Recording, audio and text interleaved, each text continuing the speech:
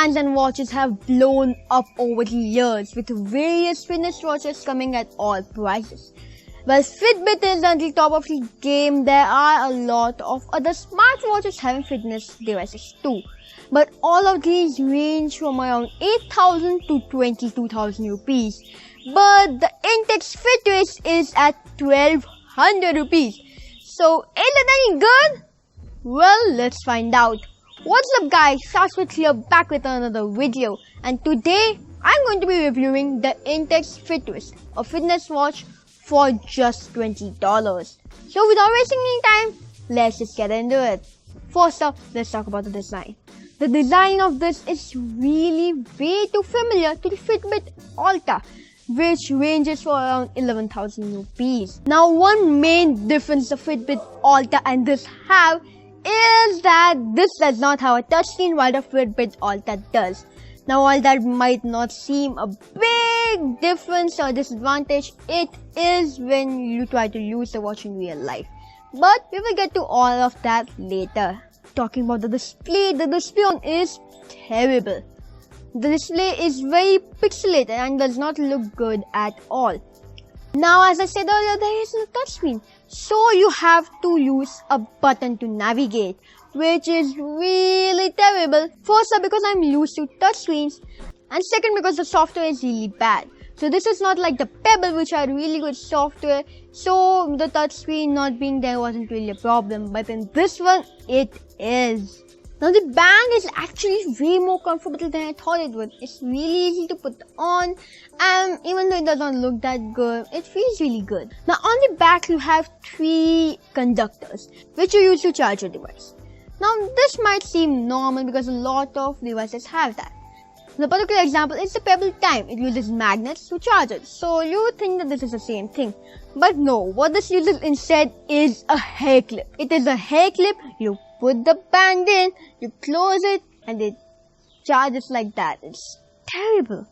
The guy who came up with this should be fired.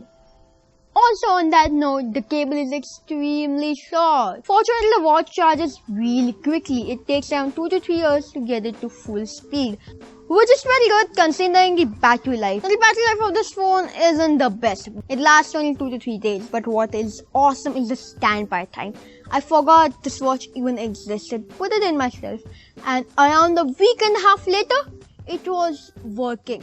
That is incredible. The standby time on this watch is awesome, but actual user of this watch is not. Now let's talk about the software on this. The software is bad. You have to use buttons to navigate and it's not intuitive at all. You have to press way too many times to get to the step counter, to get to the distance counter. It seems like they had a touchscreen at the start, but then they wanted to decrease the price, so they got rid of the touchscreen. That's the only way I could make sense of how the software works. The phone actually connects very nicely and really easily. You just connect it via Bluetooth and boom, you're connected. One problem is that if you have a lot of steps when you're not connected with your phone, when you connect with your phone, it turns into 0 steps and all those steps are not registered. So if your phone dies, it's not connected, then booyah, you lost all those steps. The app is very good and you can see the same things you can see on the watch, and it's also pretty intuitive and you can customize everything. The app is one of the better things about this watch. So why does a fitness band exist? So that it can track your runs, your walks and everything. So how does this hold up to that? Does this track your runs and walks correctly? So for that, I created a new segment called Fitness Band Tests. Hello everybody, Shashwat here, and today this is just a new segment called Fitness Band Test, in which I'm going to do fitness, the band is going to track me, and let's see how good the fitness band tracks my fitness. Let's go! So first, we're going to walk 10 steps and see if it recognizes those. Right now this is at 70 steps. So we'll walk 10 steps and we'll come back. We walked 10 steps. How many steps is it now? Now it's 81 steps. So yes, I did 10 steps, it recognized 10 steps, so plus on that. Next, I'm going to walk 3 circles and I'm going to count the steps. Then, I'm going to see how many steps there are. Go! 1, 2, 3, 4, 5, 32, 33, 34, 35, 36. I was originally going to do 3, but I'm tired at 2, so 36 steps, started at 81. It's now 1:45. What? So this counts 30 steps and 65 steps. That's stupid. So it's a fail on that one. Next, I'm going to move my twist to see how many it recognizes. So right now, it's 154 steps. Right now, it's 154 steps. I'm going to move it.